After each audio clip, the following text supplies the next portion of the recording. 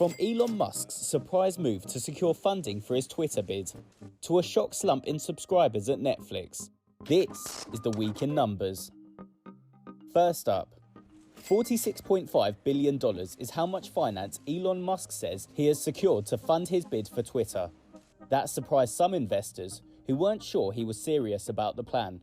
Back in 2018, Musk got in trouble for tweeting that he had funding secured to take Tesla private when he really hadn't.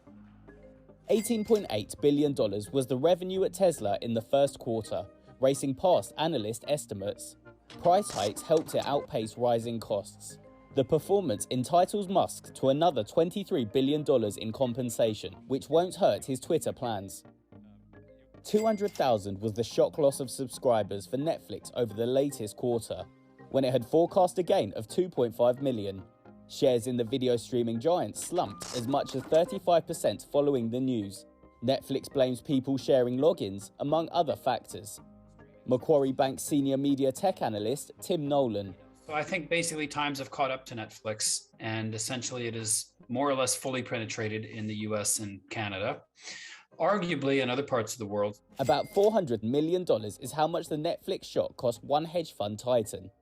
That was the loss for Pershing Square Holdings boss Bill Ackman when he had sold his entire stake in the firm.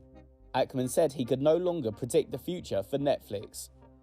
And 44% was the early surge for shares in CNOOC when they debuted in Shanghai on Thursday. Traders said China's biggest offshore oil firm looked tempting in a time of soaring crude prices.